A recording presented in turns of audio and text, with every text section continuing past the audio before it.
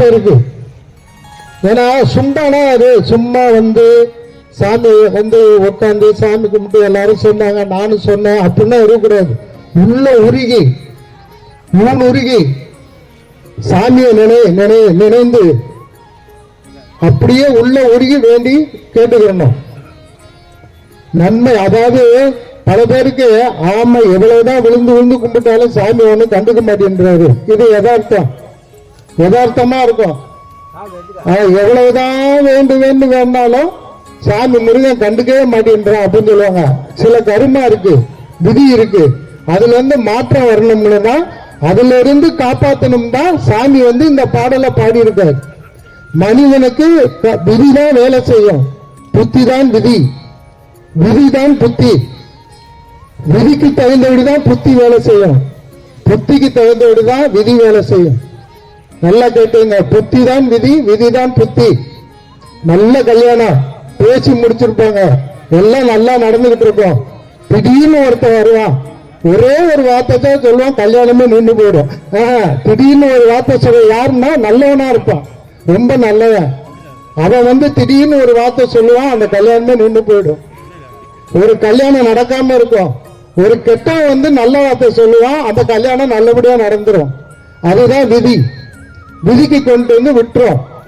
ஒவ்வொரு ஜாதகனுக்கும் ஒவ்வொரு ஆளுங்க அவங்களுக்கு அவனோட அனுசரிச்சு நீங்க இருக்கிறீங்கன்னா உங்களுக்கு பல ஜாதகம் ஆதரவா இருக்கு, பல ஜாதகம் எதிர்ப்பா இருக்கும். எதிர் ஜாதகத்தை சந்திக்கும் போது சண்டை வரும், சச்சரவு வரும், பிரச்சனை வரும். அது அம்மாவா இருக்கலாம், பொண்ணா மனைவியா இருக்கலாம், அக்காவா இருக்கலாம், தங்கச்சியா இருக்கலாம், பையனா இருக்கலாம், பொண்ணா இருக்கலாம், எல்லாமா இருக்கலாம். ஆனா எதிர் ஜாதகத்தினாலதான் தகராறு சண்டைனா வரும். ஒவ்வொரு ஜாதகத்துக்கும் அனுசரிச்சு போன ராசி இருக்கு, ஜாதகம் இருக்கு, நட்சத்திரம் இருக்கு. அதே மாதிரி ஒவ்வொரு ஜாதகத்துக்கும் எதிர்ப்பு ஆதரவும் இருக்கு. அதெல்லாம் வந்து போனோம்னா எக்கச்சக்கமா அது போயிட்டே இருக்கும். நீங்க இதை சொல்லுங்க, அதெல்லாம் உங்களுக்கு தெரிய வந்துடும். சண்முகத்தை சொல்லிட்டா வாங்க, எல்லாமே உங்களுக்கு தெரிய வந்துடும்.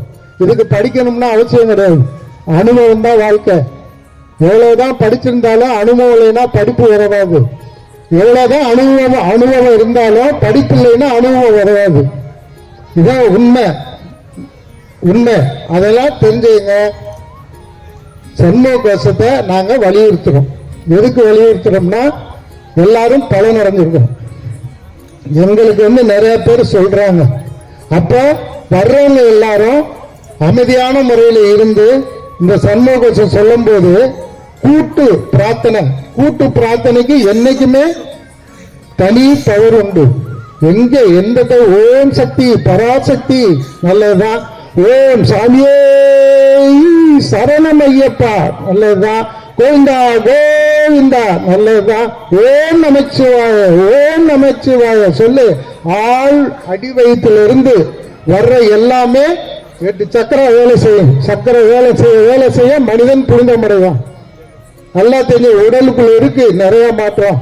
கடந்து உள்ளே வருவோம் தான் கடவுள்னு சும்மானா வைக்கல, எல்லாத்தையும் கடந்து நமக்குள் வருவோம் தான் கடவுள்.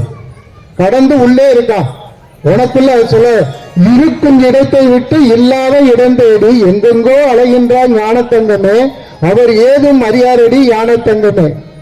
ஏன்னா இருக்க இடம் இது. இங்க சாமியை நிறுத்தணும், இங்க வந்து சாமியை நிறுத்தணும். அதுக்கு என்ன பண்ணணும்? இந்த மகான்களை வந்து பிடிச்சுக்கணும்.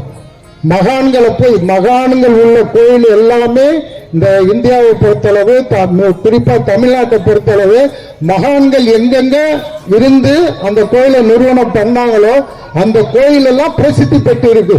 மகான்கள் இல்லாத கோயில் வேற, மகான்கள் இருக்கிற கோயிலுக்குன்னா போனோம்னா நம்மளுக்கு பலன் உண்டு. ஆனா இங்க அப்படி இல்லை, மகான் தான் தெய்வமே. இங்க மகான் அவருடைய பாமன் சுவாமி திருக்கோயில், புரியுதுங்களா உங்களுக்கு?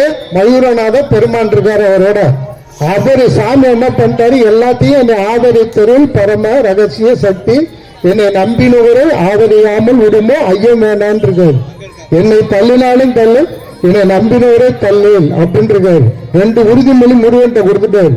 நீங்க நம்பி வந்து சாமி கிட்ட எல்லாத்தையும் சொல்லலாம். அது சொல்ல என்ன சாமி அங்க ஒப்படைச்சிருவாரு. முருகன் முதல்ல பாமன் சாமி கோயில் அடியாரத்தான் வந்து தீர்த்து வைப்பாரு பிரச்சனைய. இங்க வாங்க, எங்க அலையாதீங்க.